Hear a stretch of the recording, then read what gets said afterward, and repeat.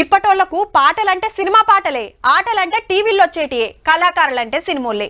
వెనకటి కళాకారులను కళ్ళ గురించి అడిగితే మా ఒయ్యిలల్లా గవి లేవంటారు సాఫ్ సీదా. మరి వాళ్ళకి చెప్పేటోళ్ళు లేరు. చూద్దామన్నా ఏడ కానరారాయే. కానీ ఓ 30 ఏళ్ల కింద ఎట్లుండే, ఊర్ల పొంట తీరు కళాకారులు తీరు వాయిద్యాలు పట్టుకొని ఆటలు పెడితే పొద్దుందాకా తెల్లందాకా చూసుకుంటా కూకునేటోళ్ళు. హగో గసంటి గొప్ప కళాకారులను ఓ ఇద్దరిని పట్టుకొచ్చినాం చూడుర్రిగా. రామాని దయారాగా పోయేనా మమ్ము రచించుటగు బారమాయేనా. ఇంత ముద్దుగా వాడతాడు కాబట్టి పద్మశ్రీ అవార్డు వచ్చింది దాసరి కొండయ్య తాతకు. ఓ దిక్కు బుర్రవీణ మీద వెదురు పుల్లలతో దరువేసుకుంటా తగ్గట్టుగా గజ్జలు గదులుకుంటా తాళం వేస్తుంటే తాత పాడుతుంటే ఎవ్వలైనా ఫిదా కావాల్సిందే. వద్దే మానసా నీవు బుద్ధి కలిగి ముద్దుగుండు వద్దే మానసా నీవు. పాటలు కథలు భజనలు తత్వాలు బొచ్చడు తీర్ల పాటలు పాడతాడు. ఇట్లా బుర్రవీణ మీద పాటలు పాడేది తెలంగాణలోనే కాదు దేశంలోనే తాత ఒక్కడే ఉన్నాడు. మరి ఊరు నారాయణపేట జిల్లా దామరగిద్ద. తాతల కాలం నుంచి బుర్రవీణ మీటుకుంటా ఊర్ల పొంట తిరుక్కుంటా పాటలు పాడుకుంటా బతుకుతున్నారు. తాత చేతికి బుర్రొచ్చి 60 ఏండ్లు. ఎటు పోయినా ఏక్తార బుర్రతో చేసిన గీ బుర్రవీణ ఉండాల్సిందేనట. పాట అందుకోగానే పబ్లిక్ అంతా వచ్చి చుట్టూ చేరాల్సిందే.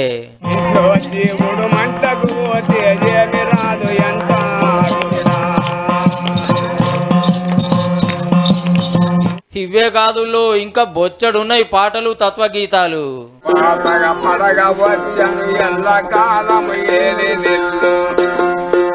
మళ్ళీ కడుదామంటే కుదురదు మైమతో గట్టేన కొంప ఎల్లు పాతగా పడగా వచ్చన్నా కొన్నాళ్ళు వేలిన కొంప పాతగా పడగా వచ్చన్నా.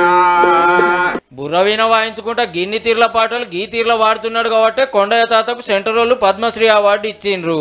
బల్గం సినిమాల పాట పాడింది సుత కొండయ్య తాతేనుల్లో. అయ్యో శివుడాయే మాయే ఎనకడి దానికి సరిపోయే నాలు కన్నులది బర్రెండే బర్రెకు దగదున పోతుండే. ఈ ముచ్చటిట్లుంటే ఇటు చూడుర్రి. ఫోటోలు ఉన్నది సినిమా యాక్టర్ కాదు, ఇవన్నీ సినిమాలకు ఇచ్చిన షీల్డులు కాదు. ఈ సింధు యక్షగాన కళాకారుడు సమ్మయ్యకు వచ్చిన అవార్డులు.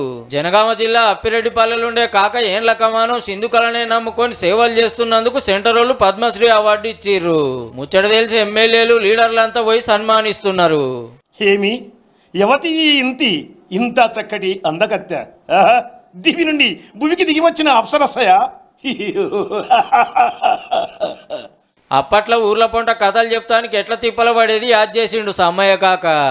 చింత చెట్ల నీడల కింద బొడ్రాయిల వద్ద కూడలి వీధుల వద్ద రచ్చబండల వద్ద దేశముఖుల గడిల ముందు పగలు రాత్రులు అనకుండా 4-5 ప్రదర్శనలు వేసి విరాళాలు. ఇక సింధు కళాకారుల పరిస్థితి ఇప్పటికి ఎట్లున్నదంటే ఖాళీ కడుపుల మహారాజులం మేము అయ్యా, రంగస్థలం పైన రారాజులం, నిజ జీవితంలో దుర్భరులం.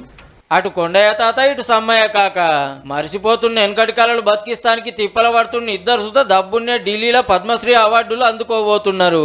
అది కూడా రాష్ట్రపతి చేతుల మీదకెళ్ళి. అవార్డులు వచ్చుడే కాదు కష్టాలు సుధా తీరాలని కోరుకుందాం.